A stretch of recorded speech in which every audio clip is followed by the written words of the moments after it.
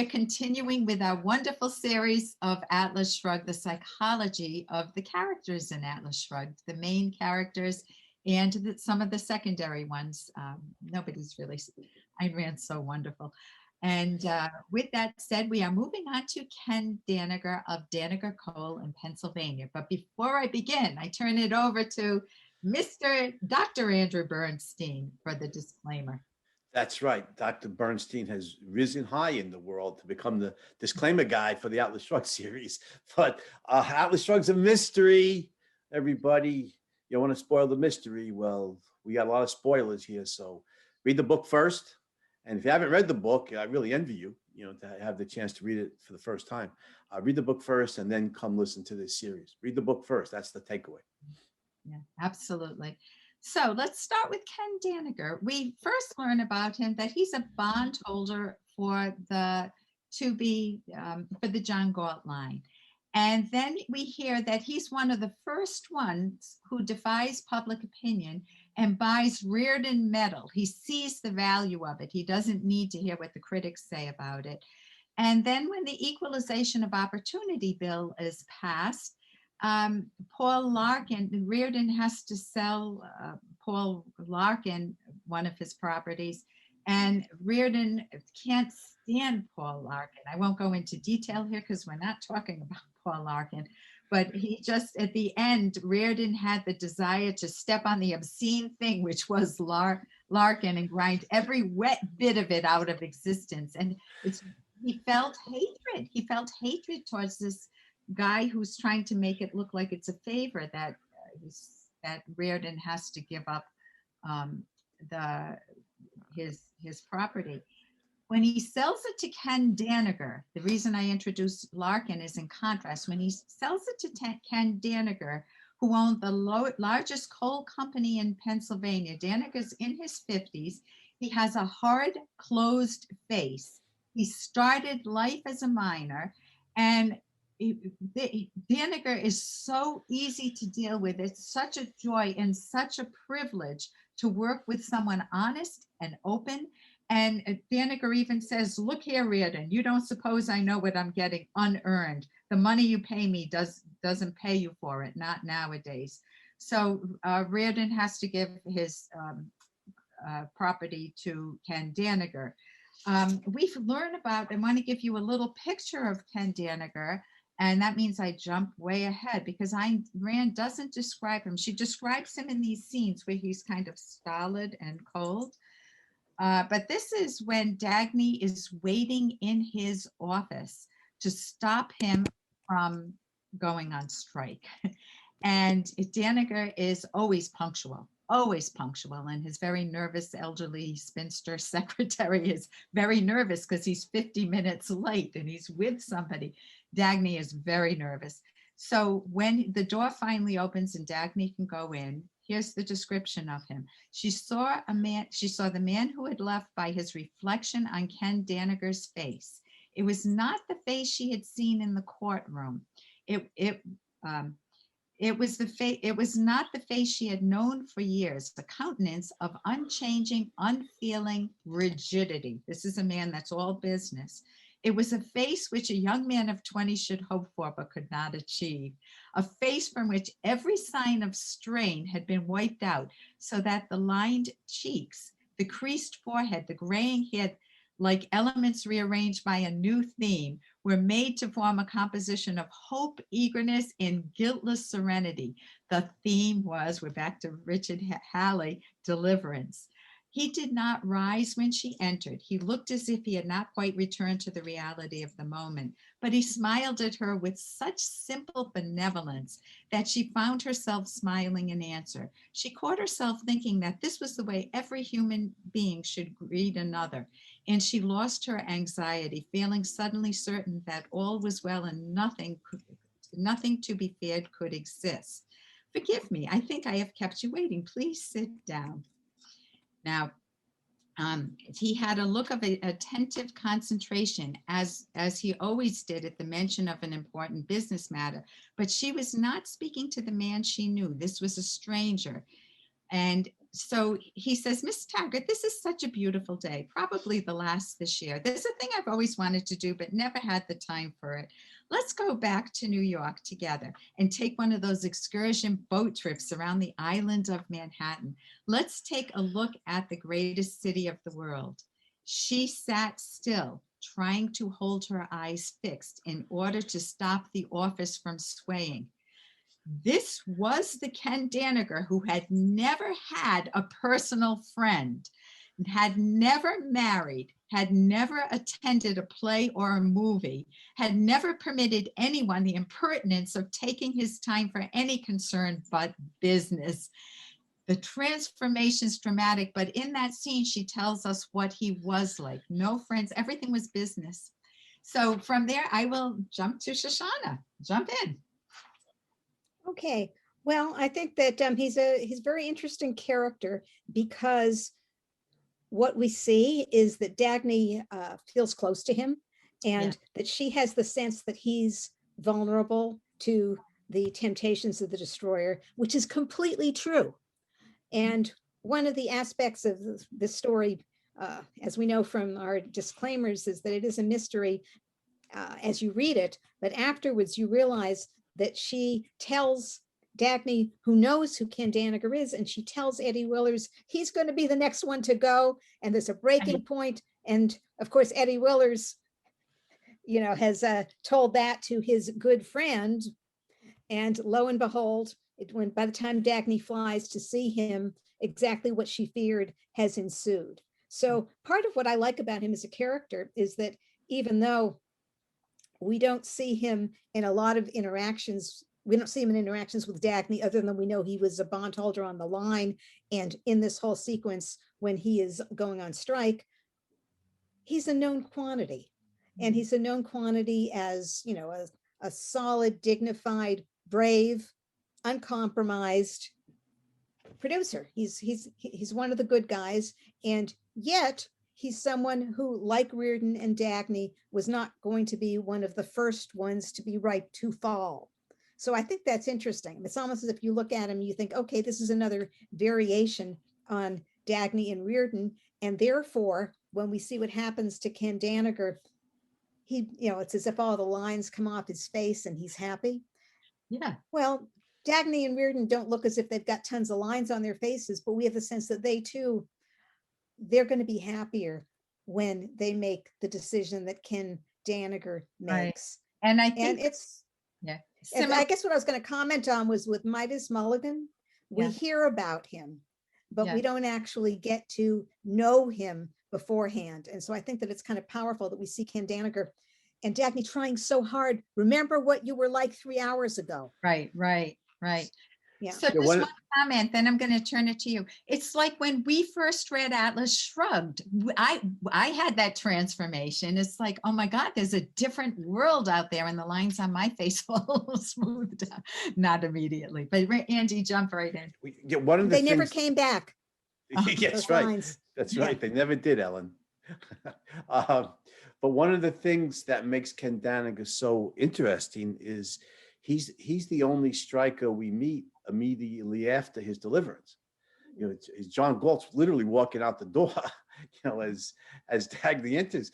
And what a change in Ken Danagger. Is a guy who's been all business. He's all business all the time. Doesn't have any friends, doesn't have a girlfriend. Well, he's not married. He doesn't go to the theater or to concerts or anything. He's all business all the time. He's like, like John Roebling was like that in real life. The wire manufacturer and perfecter of suspension bridges and designer of the Brooklyn Bridge. He worked constantly. Never got sick. Worked 7 days a week, 365 days a year. He was just a machine. He was relentless, and that's the way Ken Danagger, is this guy. Now all of a sudden he wants to, out of the blue, he wants to go back to New York and take the Circle Line. He wants to go, take the Circle Line around Manhattan Island, and enjoy the greatest city in the world on a beautiful day. He's so emotionally alive, and we see in the Valley when Dagny, arrives, and he has that very moving scene to her. If you meet all these heroes in heaven, what would you want? What would you want them to say to you, or what would you want to say to them? Maybe she says, well, just hello, and Danagger says, no, you'd want more than that. This always, whenever I read this, it always chokes me up. Danagger says, no, you'd want them to say, well done. He said, well done, Dagny. It's so touching, and you see Ken Danagger's empathy, his love. He tells Dagny to tell Reardon that he was the only man he ever loved, and Dagny, why don't you tell him yourself?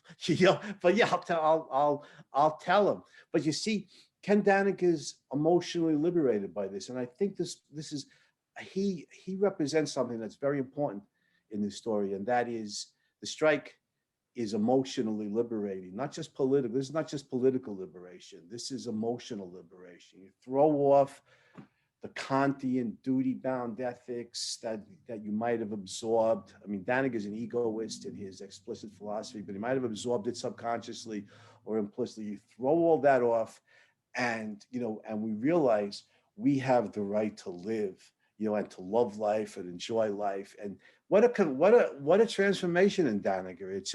It's a beautiful transformation. It's very touching. Yeah. Yeah. Shoshana. Okay. Well, we haven't gotten to him yet, but there is another character whom we meet after he's decided to go on strike, but hasn't gone away yet. Oh, who you think of? Oh, Owen. Reardon? Oh, No, Owen Kellogg. Owen Kellogg. Okay, we'll get to him. Yeah. And as a matter of fact, there's something similar in that Dagny sort of tries to talk both of them. Well, she interrogates both of them. But I think you're right about Ken Danagger, and that we see, the transformation in him. And in fact, it's reported that something similar was the case for Midas Mulligan. That Right, with the how he flowers. looked as he set off, Else. bought the flowers and tossing them, up in the air. I think that what's so powerful here, just as the whole drama of the scene of him keeping her waiting, and his secretary knows that he never keeps people waiting. And so he's made an exception, and the secretary is a good secretary, and she's both protecting him and protecting him from Dagny, because Dagny wants to rush in there, but she won't do it. Now, the secretary might not know that Dagny wouldn't do it, but he's got a right to be private. Dagny will not rush in there. And yet I think we can tell from the secretary how important this encounter must be with the alleged childhood friend, who's made an appointment with him from years ago, from when Ken Danagger started working. So I think what's interesting is we get the scene of the valley. We get the scene in which he's leaving, and we've got the wonderful scenes in which he does business with Hank Reardon. And he says, if any of your employees find out about this, I'll pay blackmail, but not to any government folks. So in other words, he's figured that angle of it out. And that, well, he's not going to jail. Although he says, well, we'll go to jail together, but no, he's got a different idea. Yeah. Because once he gets the visit from his childhood friend, he's got a different idea that's better than going to jail. Right. It wasn't his childhood friend. It was, Yeah. Well, it was as an appointment they made years ago. Yes. Right. But that's the thing about Danagger, because years old. He Yeah. started working when he was Danagger. Right. did when he was Danagger's a tough guy. He was a coal miner. 12. Right. Just like Reardon started out in the ore mines on the Mesabi Range.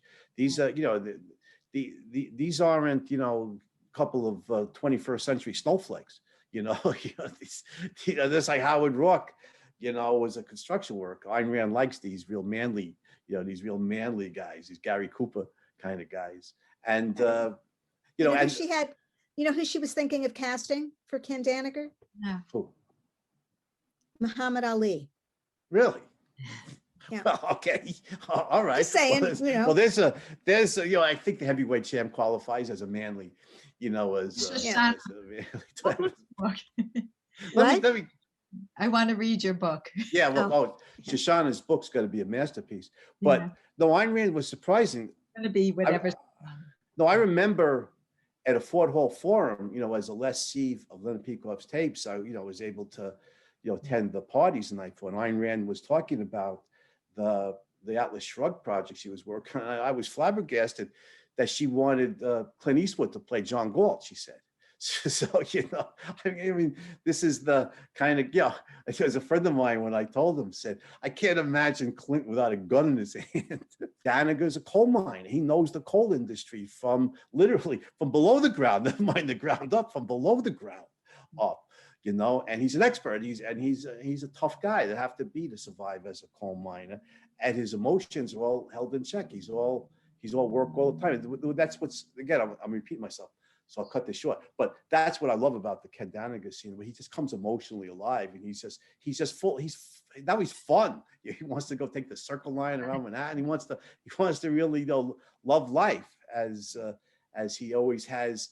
He's always had that inside him, but it's been bottled up to a great deal. Now it's gonna come out. You can imagine him finding a girlfriend now, and having friends, and and going to parties, listening to music, even though he's Valley, right? Yeah. He's the one who's tone deaf. To listen to the music of Richard Halley. But he's the one who's tone deaf, right? As I recall. And yet, he'll learn to appreciate Richard Halley as well. So it's a great emotional liberation, the strike, as well as a political liberation. I think it's an important leitmotif that runs through the character of Ken Danagger. Yeah. And he also, after the scene that you had mentioned, Shoshana, do you remember what Dagny's in the office and she's looking outside the windows? He has the same office that he started with. He didn't build a huge conglomerate, showy place. It's the same place he started with, and you could see the entrances to the coal mines in the hills. And of course, he was always trying to get Reardon Metal to brace things up, but coffee pots were being made by Reardon Metal, but he couldn't protect coal, which runs the country, right? But in that scene, she said, do you remember what you thought? Dagny's trying to reach him. Do you remember how much you love business? She's saying how what you thought and felt, what you were 3 hours ago. Do you remember what your minds meant to you? Do you remember Taggart Transcontinental or Reardon Steel? In the name of that, will you answer me? Will you help me to understand? I will answer whatever I may. Does it mean nothing to you now? It means more to me now than it ever did before. But you're going to abandon it. Yes. Why? That I won't answer.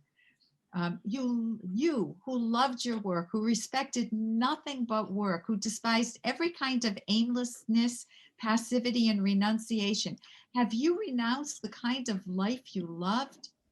No, I have just discovered how much I do love it. And then he offers his mills to, not the mines, the coal mines to Dagny. And she goes, I'm not a looter. And he says, you had the right answer. And she feels like she's saying goodbye to him forever. And he says, no, I'll see you soon. So any final words on Danagger? Anything that you would like to add? Well, he's an Ayn Rand hero. In the valley, there's a really nice scene when she shows up and they have a conversation, and they talk about business and so on, and she's so glad to see him, and she says that she's learned not to expect the right, and he says, but it stands to reason, doesn't it? And she says, I've given up expecting reason, and that's what one must never give up, said Ken Danagger. So I think that's really nice, that he's a philosopher too. Yeah, and he gets to the essence of the mind. Right, the essence. Right, you don't. That's what one must never give up. He said you never give that up, and that's why they had to go on strike, because of. I mean, and it's such a contrast to the I almost misguided, can't quite be right, but the Dr. Robert Stadler, the bozo, who's really smart, and he's the one who says, what can you do when you have to deal with people? He's not willing to defend reason anymore. Right. He doesn't. And here's Ken Danagger, whom you might think of as not being, well, he's philosophical, and that's what one must never give up, is reason. And they both didn't connect much with people, but for a very different reason. Right. Stadler was contemptuous of people, properly so with some, but just wrote them off. And Danagger really, he couldn't identify what he felt for Hank until he made that speech. He says, Hank is the only man oh, let's see. He says, well, Reardon's thinking, the only man I ever loved. It came from Ken Danagger, who had never expressed anything more personal than, look here, Reardon. Why, he thought, why had we let it go? Why had, oh, this is a great scene too. They're all great scenes. Why had we both been condemned in the hours away from our desks to an exile among dreary strangers who had made us give up all desire for rest, for friendship, for the sound of human voices? This is Reardon speaking. Could I now reclaim a single hour spent listening to my brother Philip and give it to Ken Danagger? Who made it our duty to accept as the only reward for our work the gray torture of pretending love for those who rouse nothing in us but contempt? We who were able to melt rock and metal for our purpose, why had we never sought that which we wanted from men? So Reardon's thinking, but the earlier scene that I was looking for is Ken Danagger is actually thinking, you know, I never realized it, but what I felt for Reardon was love. And that's when he asks Dagny to share that with him. Right, and you see family in the real sense, brother love in its real sense here. Not Reardon and Philip. You know, Philip's just not a good person. He's just a dishonest swine. But Reardon's brother is Ken Danagger. You know, they have a fraternal Spiritual brother. relationship. Yeah, no, yeah. I don't mean biological brothers, but yeah, they're spiritual brothers. They're soulmates. And Danagger and Reardon both realize it. Again, the emotional liberating quality of the strike is so beautiful, and you can see, you know, these guys will be much closer friends, you know, in the valley, and then when the strikers go back to the world and get back to work. And I think also the love conveys the emotional feeling there, the component of that, because he says he was always the man I respected. Right. Okay, you know, and that's a cognitive evaluation, although of course it's got a value with it, but he didn't realize that he loved him. And Right. that's a very deep insight, you know, that there's respect and then there's love, you know, the whole person. Be able to express it openly, and it being so vitally important to him that it get back to Hank. He wanted Hank to know that. So this I don't know, why can't he pick up the phone? Just saying. It might be long distance in those days. I love these long distance phone calls. But No, I think that maybe part of it is that he wants the message to come through Dagny. yeah, that could be. You know, that's a gift he's giving to Dagny, Yeah. that she can convey that message. So his transformation is what we all want, and what Ayn Rand gives us that opportunity to achieve in ourselves, of just we never had to take it seriously with all the negatives. So, okay, any final words on Danagger? Shall we wrap it up? I think that's a wrap on Ken Okay, Danagger. then it's a wrap on Ken Danagger, and we can all now go on that excursion circle ride together. That's right. That's right. On Manhattan.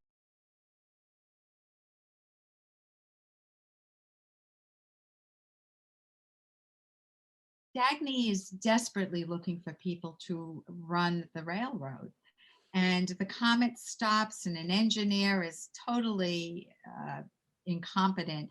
He's saying, it's a red light, lady. We got sent off on the siding, and it was the superintendent of the Ohio division, and Dagny, who is this prospector for talent, is thinking that she would give this post to Owen Kellogg instead, the young engineer who was doing a brilliant job as one of the assistants to the manager of the Taggart terminal in New York. It was Owen Kellogg who ran that terminal. She watched his work for some time. She had always looked for sparks of competence, like a diamond prospector in an unpromising wasteland. Kellogg was still too young to be made superintendent of a division. She had wanted to give him another year, but there was no time to wait. She would have to speak with him as soon as he returned. And when she meets him, he asks for an appointment. He asks Eddie Willis that he wants to see her simultaneously. And so he comes in to tell her, she said, when Owen Kellogg entered her office, she looked at him with satisfaction. She was glad to see that she had been right in her vague recollection of his appearance. His face had the same quality of the young brakeman on the train, the face of the kind of man with whom she could deal. Sit down, Mr. Kellogg, she said, but he remained standing in front of her desk. You had asked me once to, he said this to her, you had asked me once to let you know if I ever decided to change my employment, Miss Taggart. So I came here to tell you that I'm quitting. She had expected anything but that. It took her a moment before she asked why. So here's another mystery. She asked, listen to the question she asked, were you dissatisfied here? Have you received a better offer? What railroad are you going to? All of these are he answers in the negative. He's not going to another railroad. She said there was no hostility in his face. He looked straight at her. He answered simply and directly. He spoke like one who has nothing to hide or to show. The face was polite and empty. Then why should you wish to quit? Are you ill? Is it a question of your health? Are you leaving the city? Have you inherited money that permits you to retire? Do you intend to continue working for a living? And he says, yes. That's the only one he answers yes to. The rest are no's. But you do not wish to work for Taggart Transcontinental? No. In that case, something must have happened here to cause your decision. What? Nothing, Miss Taggart. I wish you'd tell me. I have a reason for wanting to know. He says, no person, matter, or event connected with my job here had any bearing upon my decision. And so she then tells him, would you trust me that before you came in here, I was going to offer you the post of the superintendent of the Ohio division. He says, I don't want it, but he is very moved by the fact that she wants to offer him that. So finally, she said, I thought you loved your work. And he does. And she says, tell me what I should say in order to hold you. She's desperate at this point. And he said, I came only because I wanted to keep my word to you. Maybe I'm being unfair coming here because you think that I'm open to a deal, but I'm not. It's the first time in Dagny's life that she felt helpless and beaten. She said, why? And he stopped and smiled.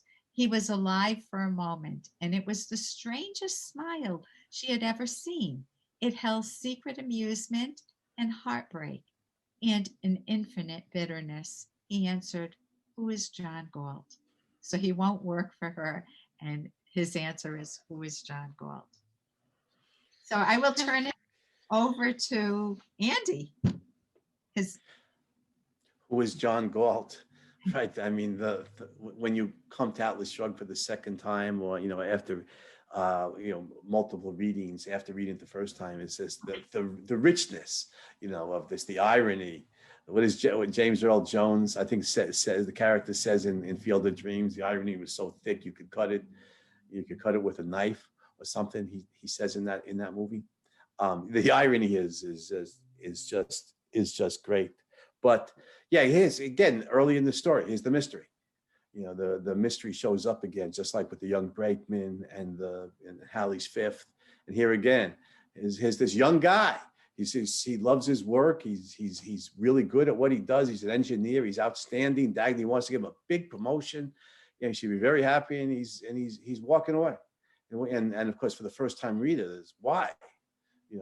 How is that possible? And again, Ayn Rand so subtly conveying the mystery, early in the story, and Kellogg is one of the main. The main players, the main vehicles by means of which Ayn Rand conveys that mystery.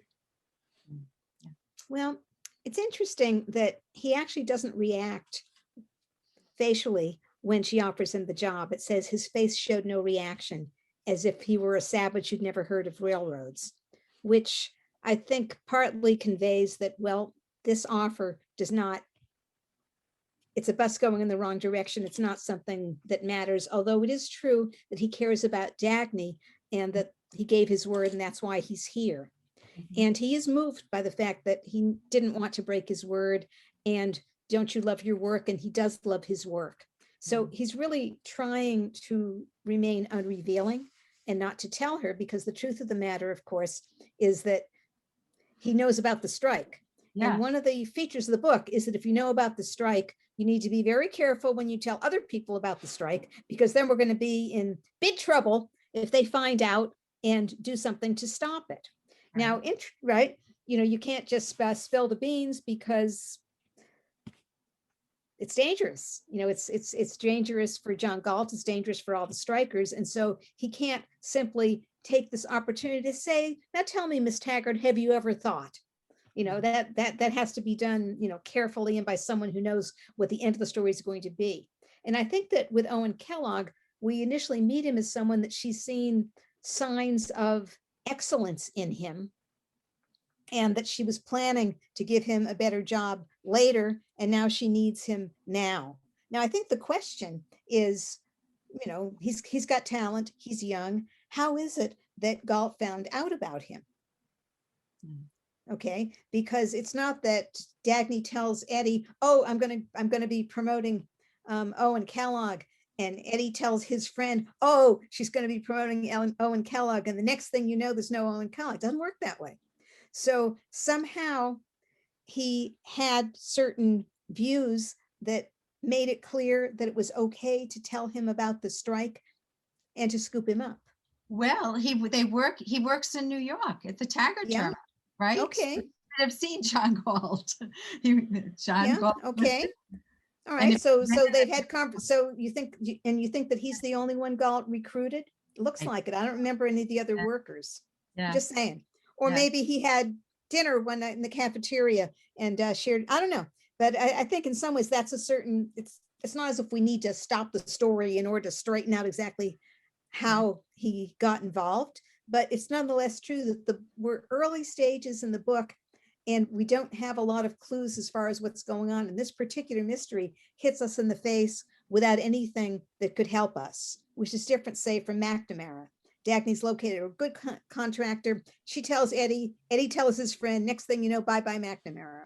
But that's not the way the Owen Kellogg and with Ken Danagger, as we were saying before. But with here, it's almost as if it surprises us, even on a second reading, in a way that it shocks Dagny. Now, when Dagny talks to him, she talks to him a lot in a way that's really similar to the way she talks to Ken Danagger. An interrogation, a bunch of questions, and questions to which she gets truthful answers, but incomplete answers. Right. So when we meet Owen Kellogg later on, yes, right. When Dagny's in hot pursuit of Quentin Daniels, and they meet inadvertently on the train that ends up being frozen.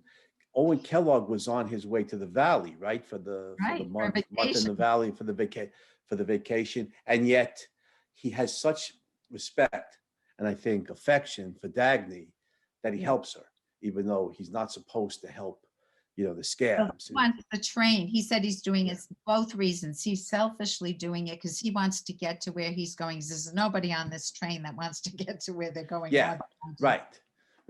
He's also, I don't think, being the man that he is and the way he respects Dagny, I don't think he's going to let her walk miles alone at night out in the wilderness down the railroad track.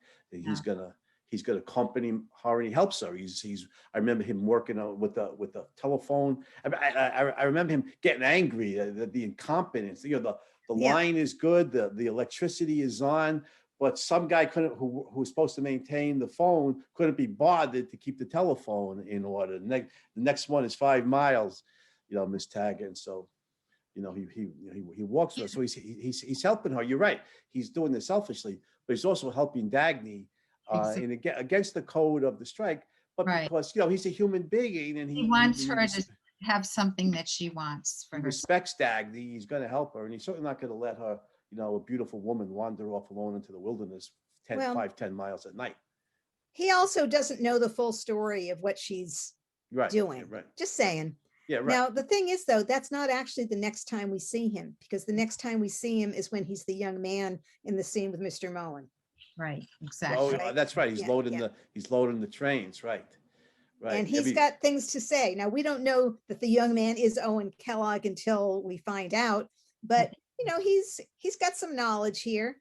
And what do they have in Colorado? Maybe it's something that we have here that they don't have in Colorado.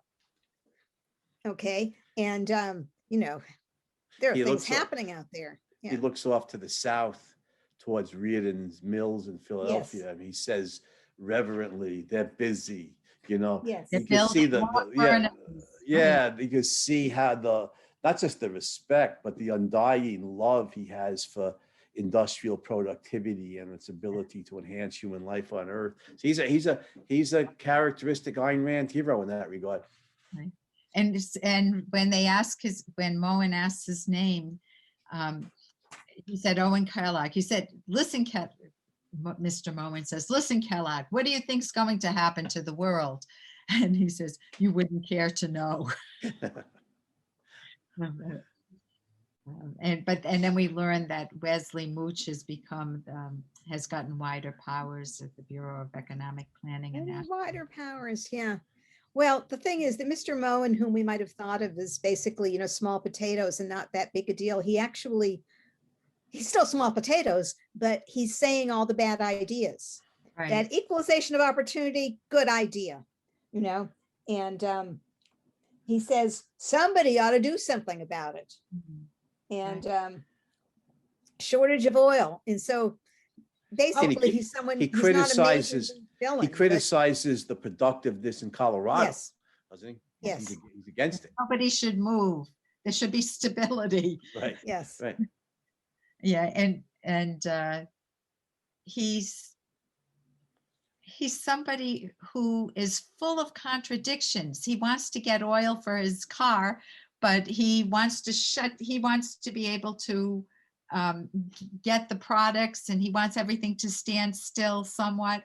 He just goes through all of this thought process that's so tangled up with contradictions.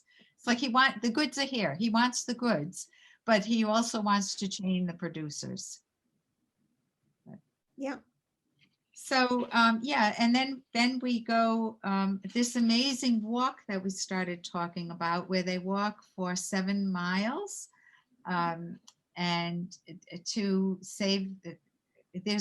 By the way, there was one other person, Jeff Allen, the tramp, Yes. also wanted to go with Dagny, but no other passenger on that plane would speak for the passengers. Or trained, yeah. Or I was thinking of the next scene, the plane that Dagny takes. But would help out. And it was Kellogg waited and gave them an opportunity. And he wants Dagny to see that whole walk, he's helping her along the philosophical path of understanding why she needs to go on strike. You're only running one freight train, and you can't do this just for consumers. Just Common carrier, they call her. And- could Nat Taggart run a train for a railroad for people like that? Right. And the woman who Dagny said some pretty sharp things to the real snide woman. And he said, what you said to her is a better response. I forget, what did she say? He said exactly. That she would lock the doors of the train, something, and leave her on there. I was just thinking of the one other thing that occurred to me about Owen Kellogg after Dagny gate crashes the valley was about Galt's physics course. That Owen Kellogg's an engineer, right? He takes Galt's course, as I recall, right? So Yes. So he already has a home in the valley. Right. When they take. Yeah. But also, I mean, jumping ahead to when Galt says it's time, to go back to the world, he has this educated cadre of students, people like Owen Kellogg and Quentin Daniels, people who are ready to go out into the world and do really, really productive work and help, who are scientists and applied scientists and who knows what kind of technology, that Galt and his students will perfect and create. And the world's future is very bright. And you know what it reminds me of also, ladies? You're the phrase they use, pass it forward. Pay it Galt, forward. huh? Pay it Pass it, forward. pay it forward or pass it. No, I've heard pass it forward a number of times also. But yeah, or pay it forward. But he's had these great teachers. Robert Stadler was a great teacher back in the day before he devolved into egregious evil. And Hugh Axton was a great teacher. And John Galt's passing it forward. He's passing it forward to Quentin Daniels and to to Owen Kellogg, who knows what kind of creative work these guys are going to do. But the world, but Galt is helping to make the future world, future at this point in the story, a much better place. And Owen Kellogg's one of those guys. Right. And Owen Kellogg also continues a different mystery of the cigarettes. And he actually has a speech. He offers Dagny, pulls out a pack of cigarettes, and it's got the sign of the dollar on it. And so he tells her, she seized it. She seized his wrist, tore the package out of his hand to look at it. And she said, "Give me that flashlight." She ordered him, "Where did you get these?" He was smiling. "If you know enough to ask that, Miss Taggart, you should know that I won't answer. I know this stands for something." And here comes his speech. "The dollar sign for a great deal. It stands on the vest of every fat pig-like figure in every cartoon for the purpose of denoting a crook, a grafter, a scoundrel as the one surefire brand of evil. And then he says, it stands as the money of a free country for achievement, for success, for ability, for man's creative power. And precisely for these reasons, it's used as a brand of infamy. It stands stamped on the forehead of a man like Hank Reardon as a mark of damnation. Incidentally, do you know where that sign comes from? It stands for the initials of the United States. Do you know the United States, I'm going a little bit further down, do you know that the United States is the only country in history that has ever used its own monogram as a symbol of depravity? Ask yourself why. Ask yourself how long a country that did that could hope to exist, and whose moral standards have been destroyed. It was the only country in history where wealth was not acquired by looting, but by production, not by force, but by trade. The only country whose money was the symbol of man's right to his own mind, to his work, to his life, to his happiness, to himself.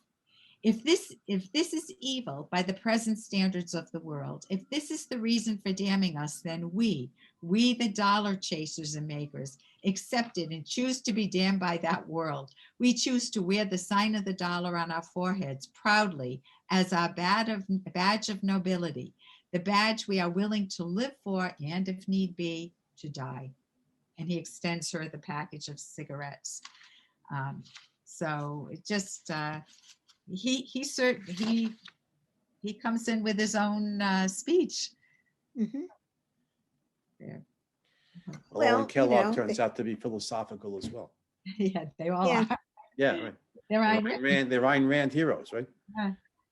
Yeah. Interesting too. 1950s, everybody's smoking. Everybody's Yeah, everybody smokes. I can remember that. Anywhere, even in our living room, my grandparents would smoke those cigars. I remember seeing We the Living film for the first time in the late 1980s, and they're all puffing away. And I remember saying to my girlfriend at that time, I said, they're all going to die from lung cancer before the commies get them, But yeah, everybody's smoking. Right. 1950s. Right. So other points with him before we leave him. Well, I think that she asks him to, convey messages. Yeah. To convey a message. That was what we, yes, thank you. To Hank Reardon. And what we're told is that when he sees her in the valley, he tells her he conveyed the message and that he's understood. Right. Why it was that he was supposed to talk to Hank Reardon, and that he conveyed, the getting a job for Jeff Allen. So basically, he's a character who could have just been the first one we know about who quits and who and yet is allied with the brakeman. So that's a clue. But Ayn Rand sort of has a good character, and she brings him in again and Right. again.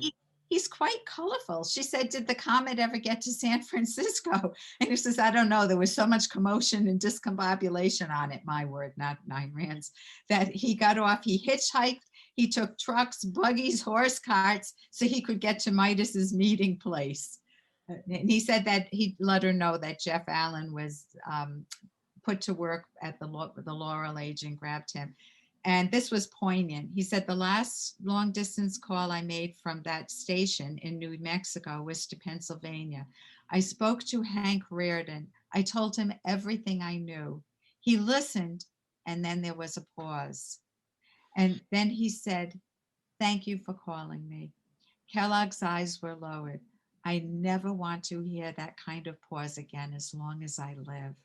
He said and you just mentioned this, Shoshana, the knowledge of that which he had not suspected when he heard her request, but had guessed since that they were romantically involved. Well, he'd have to be pretty dense not to guess it from Reardon's response. Oh, yeah. And Owen Kellogg is not dense. Right. So just very poignant. And It is, yeah, it's very touching. so another wonderful character. Any final words on Owen Kellogg? I just wish we've got a number of virtuous characters, and some of them are the younger set, and some of them are the older set. Yeah. You know, like Hugh Axton being one of the older set, and so he's part of the younger set, and so it's almost as if you put them together, we've got a whole population. Yeah. Okay, we don't have teenagers. Just saying, we I guess the young brakeman is maybe our youngest. We don't typically have virtuous teenagers, but it's nonetheless interesting that she's giving us characters of the different ages. In the flashback scenes, we get Dagny and Francisco and Eddie as teenagers. And that's the same with the objectivist movement. It's just wonderful to see younger people involved, just worldwide. Yeah, it is. Yeah. It sure is. And we can say thank you to our good friend Rosie Ginsburg, who set up this Atlas Shrugged series and who's reaching, I think, a lot of young people in the UK. So, but above all, thank you to Ayn Rand, right, for writing these books. Thank you to Ayn Rand. Yeah, thank you, Ayn Rand. Yeah, and thank you, Dr. Andrew Bernstein and Dr. Shoshana Milgram and Rosie Ginsburg and Dr. Ellen Kenner. Thanks, everybody. Thank you.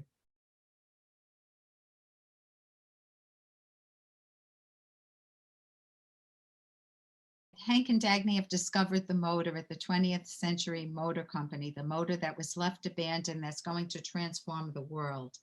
And she has taken this motor and she reaches out very reluctantly to Dr. Stadler and tells him about the motor and even takes him to see it. But she says, do you know anybody who could undertake the reconstruction of the motor?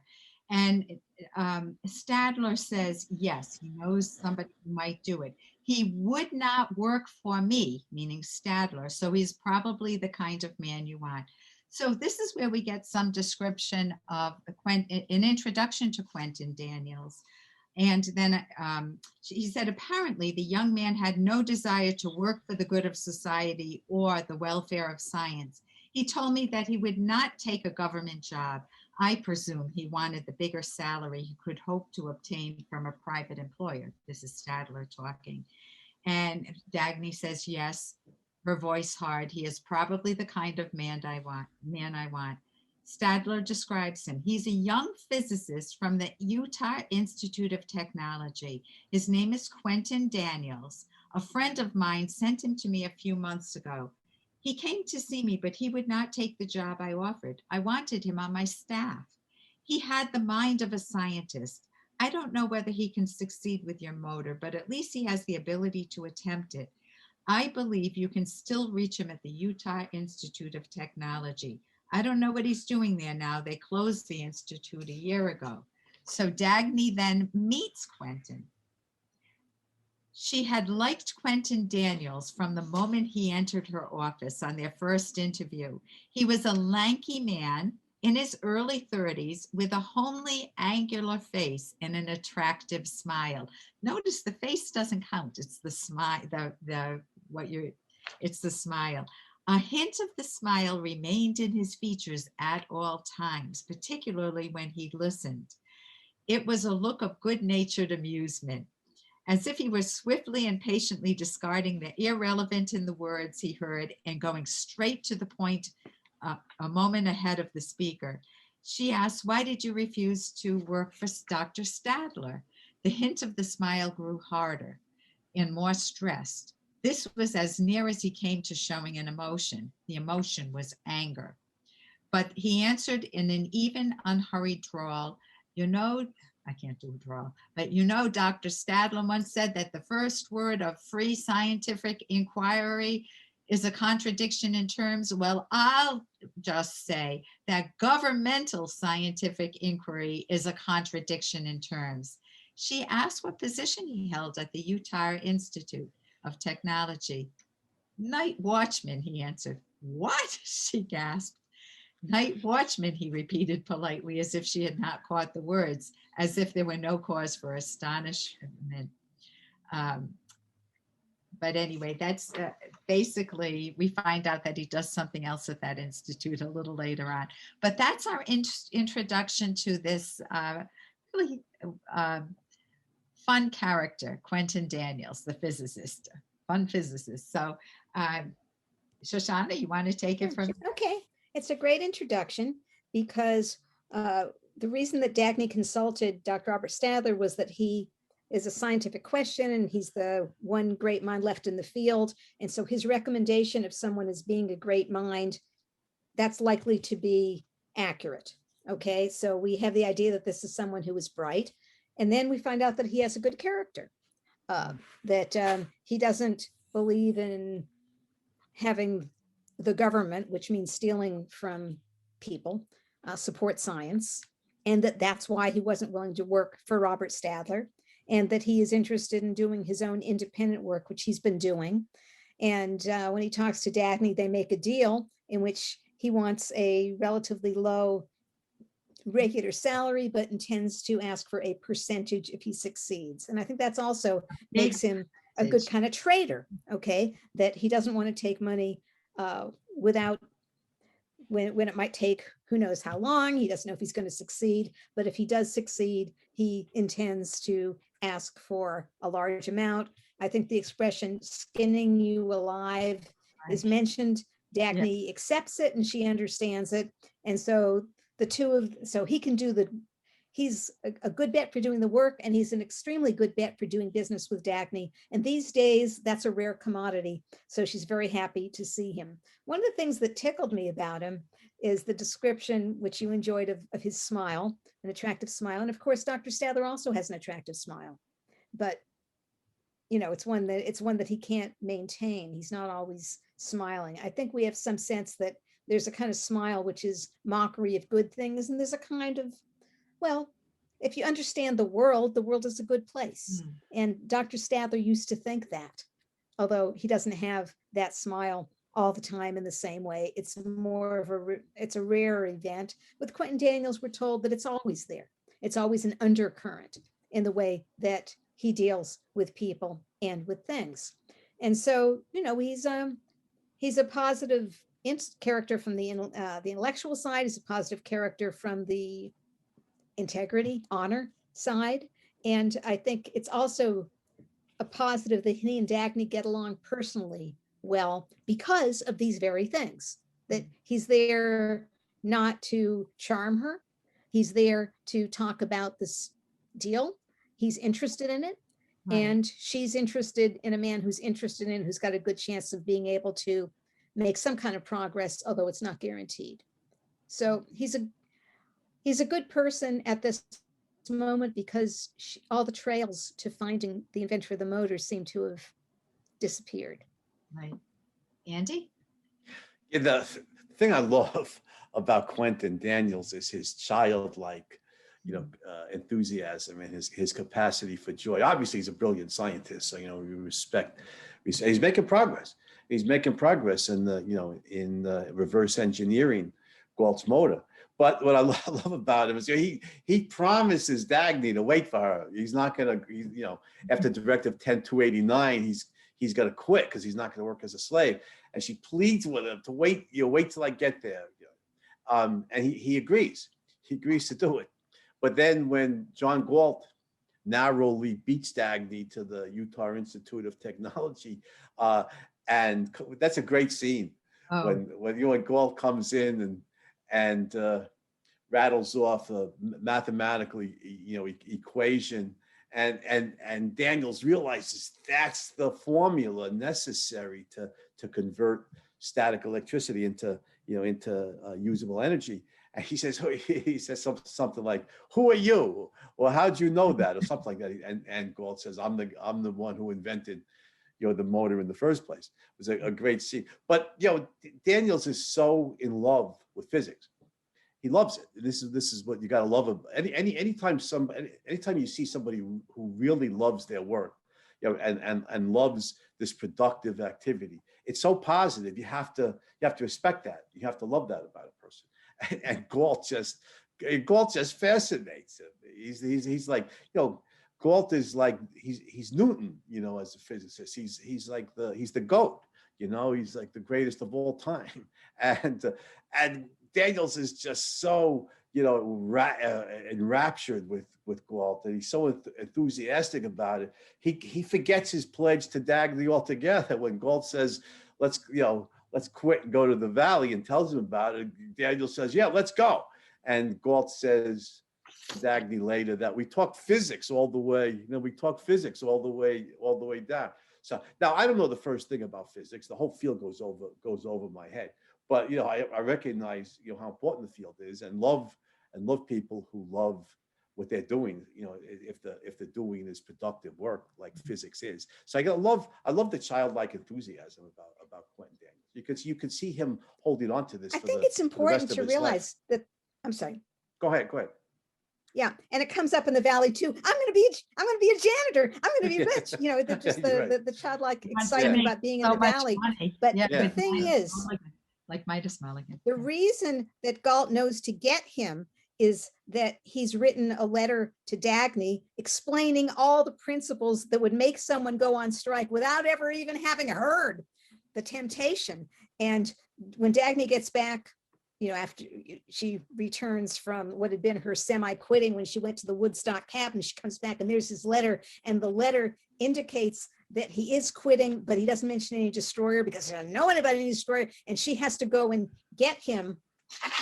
Well, Eddie Willers knows about it. Eddie Willers, who always has something to say to his good friend, and now, of course, now Quentin Daniels is the next one on the line to be taken out. You see, it's because he got ahead. He actually figured out the principle before Galt ever approached him. And so Galt is offering him not only the solution to the physics problem, but also the solution to this issue that's on his mind about, I won't work as a slave. Right. So Galt actually has both things to offer him. And as he tells Dagny, what am I leaving behind? Why wouldn't I? Now, it is true that he said he was going to stay and he didn't. But the implication is that he's had two big shocks, and that they drove out of his mind what he had told Dagny he was going to do. I'll read that scene. He said they were finishing. It took her a moment to realize that the eager, breathless, disheveled young man was Quentin Daniels. This is in the valley now. They were finishing breakfast when she saw Mulligan's car come with the Quentin. And he runs, goes, "Miss Taggart," he gasped, "I'm sorry." The desperate guilt in his voice clashed with the joyous excitement in his face. "I never broke my word before. There's no excuse for it. But the truth is that I forgot." She glanced at Galt. "I believe you. I forgot that I promised to wait. I forgot everything until a few minutes ago when Mr. Mulligan told me that you'd crashed here in a plane, and then I knew it was my fault. And if anything had happened to you, oh God, are you all right?" And she says, "Yes, don't worry, sit down. I don't know how one can't forget one's word of honor."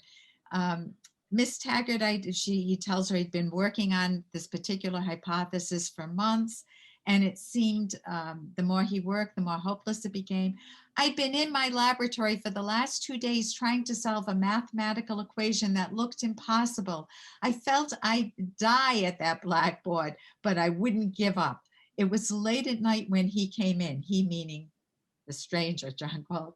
I don't think I even noticed him, not really. He said he wanted to speak to me and I asked him to wait and went on. I think I forgot his presence.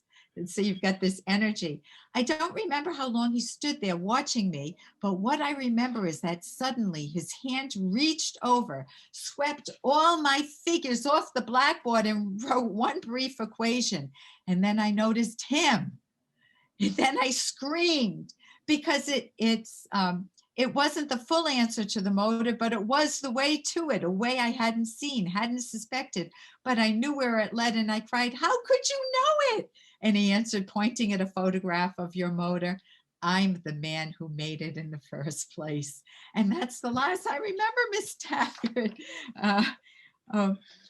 So Well, that's all well and good, you know, but when I teach this book, I do point out, because it's true, that Ayn Rand wrote the book in such a way that it's not a tragedy, which in real life could have happened.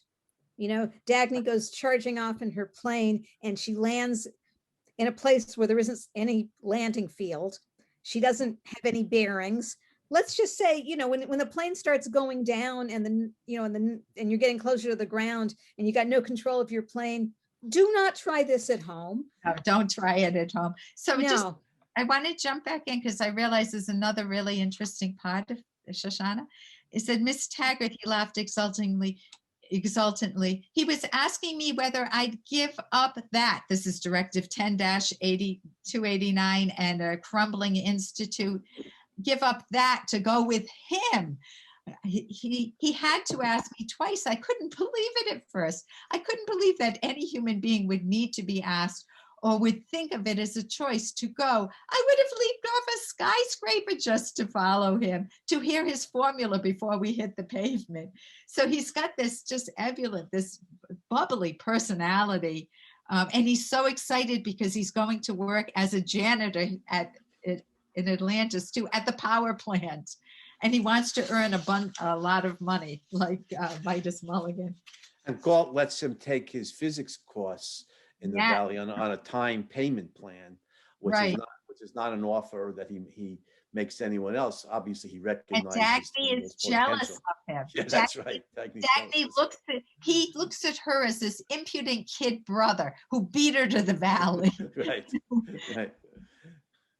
Well, he came in the front door. She gate crashed the place, so you know she's got to live with that. That was stab. Yeah. Well, it's also what he was the night watchman in the middle of nowhere working on a project, and now he doesn't. You know, he's got everything he needs. He's got and he was. That's the thing. Dagny doesn't have everything she needs. No. It's just that it turns out that what's in the outside world, she certainly doesn't have everything she needs there.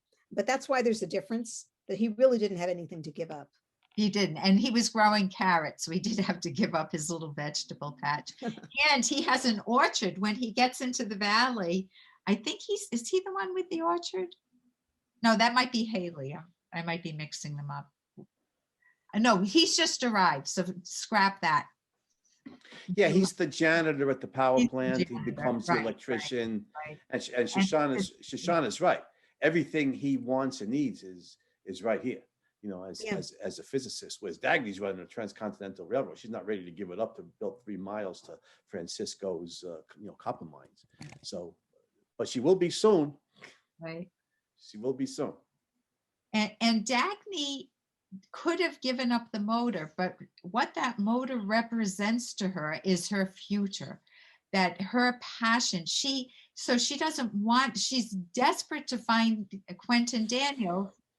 That's why she's chasing him down and getting to him, hopefully before the destroyer, which obviously didn't happen. But it's because that is her lifeline. To give that up would feel like suicide to her. Just like when she says to Francisco earlier to give up Taggart Transcontinental, she has to know that there's some great mind, some achievement going on in the world, and Quentin Daniels working on that motor represents that for her. Right. That's right. It's also true that from her standpoint, she's really got to run because she knows that she's missed her chance with Ken Danagger. She got there just a couple hours too late. Yeah. Now, of course, he tells her that wouldn't have mattered.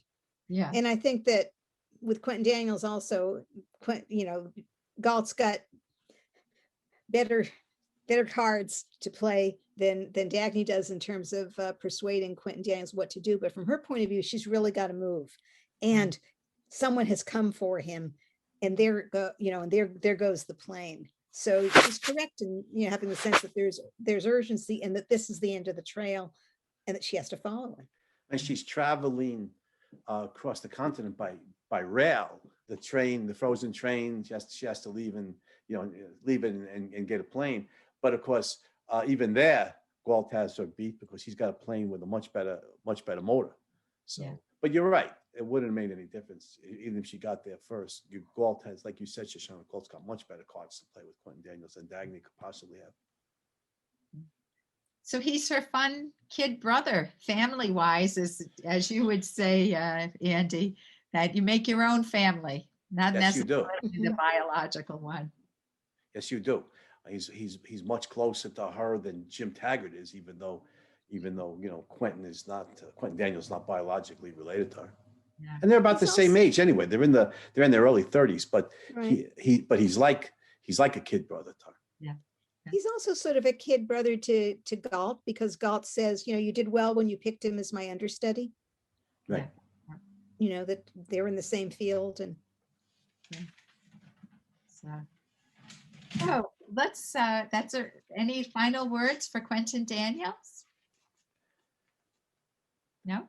Okay, then we'll wrap it up. And I want to thank Dr. Shoshana Milgram and Dr. Andy Bernstein. I'm Dr. Ellen Kenner, and thank Rosie Ginsburg, and thank Ayn Rand. Ayn Rand, of course. Thank you.